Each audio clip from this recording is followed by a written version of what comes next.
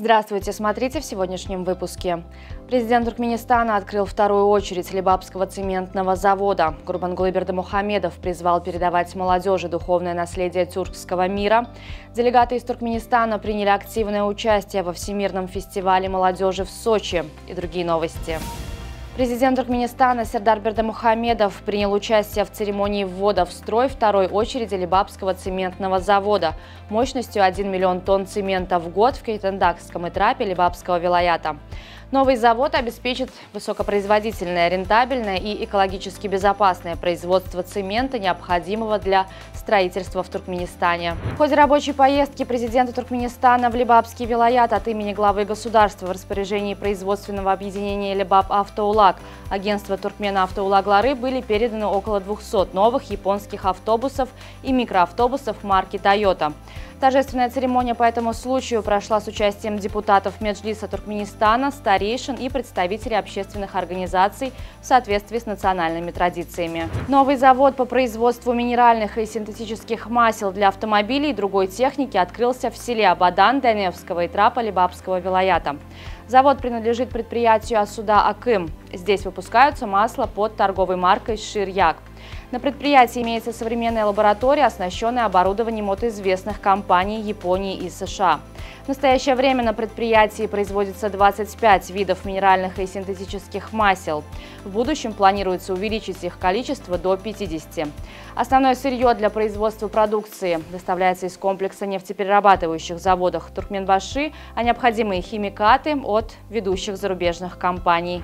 В ходе 15-го заседания Совета старейшин Организации тюркских государств в Ашхабаде национальный лидер туркменского народа, председатель Халк Маслихаты Туркменистана Гурбангулы Бердымухамедов выделил гуманитарную сферу как приоритетное направление совместной работы. По словам главы высшего органа народной власти Туркменистана, тюркские народы объединяют общий язык, культура и исторические корни.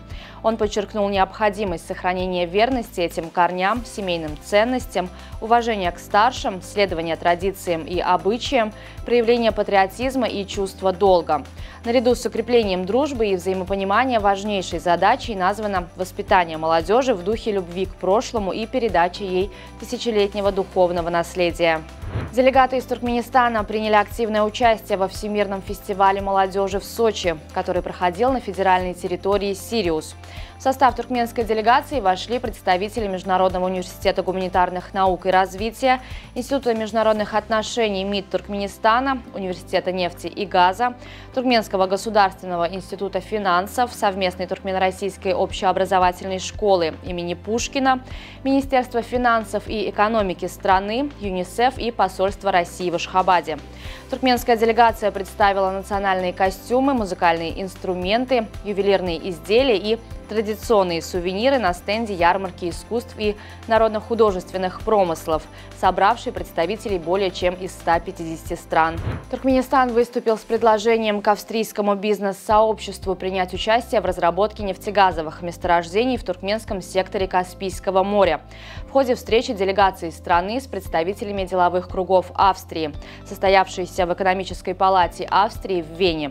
На мероприятии туркменская сторона подтвердила свою приверженность проекту транскаспийского газопровода для поставок природного газа в Европу. Как отметили туркменские делегаты, по этому направлению уже выстроено системное партнерство с Европейским Союзом. 17 марта состоятся выборы президента Российской Федерации. Посольство России в Туркменистане предоставило подробную информацию о процессе голосования для граждан РФ, находящихся на территории Туркменистана. В день выборов 17 марта с 8 до 20:00 будут открыты 5 избирательных участков в разных городах Туркменистана – в Ашхабаде, Туркменбаши, Туркменабаде, Мары и Дашогузе.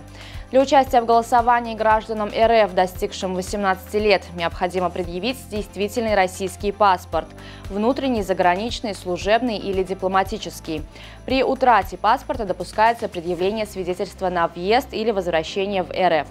Дистанционное электронное голосование для россиян в Туркменистане не предусмотрено. Актуальные новости о выборах публикуются на сайте посольства и в социальных сетях. Компания Heinz Arabia запустила первый в мире страховой полис, который защищает от неприятностей, связанных с кетчупом. Жители Объединенных Арабских Эмиратов теперь могут получить компенсацию за пятна на одежде, ковре, обоях и даже за пролитый на шерсть домашнего любимца соус. 57 различных типов несчастных случаев, от досадной капли на рубашке до испорченного вечернего платья, теперь не омрачат День любителей кетчупа. Хайнц обещает быструю и беспроблемную компенсацию, которая может включать услуги клининга, прачечной и даже СПА-процедуры. Американские ученые из Калифорнийского университета в Лос-Анджелесе разработали инновационный пластырь, способный помочь людям, потерявшим голос, снова заговорить. Небольшой водонепроницаемый пластырь крепится к коже в области горла.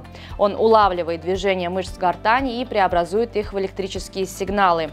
Алгоритм машинного обучения интерпретирует эти сигналы и генерирует речь. Пластырь был протестирован на 8 добровольцах. Он успешно распознавал фразы в 95% случаев. Устройство работало даже во время движения.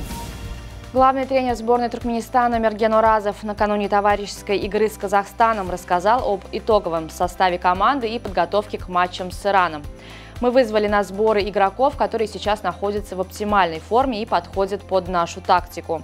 В скором времени к нам также присоединятся легионеры, приводит слова Оразова пресс-служба национальной команды.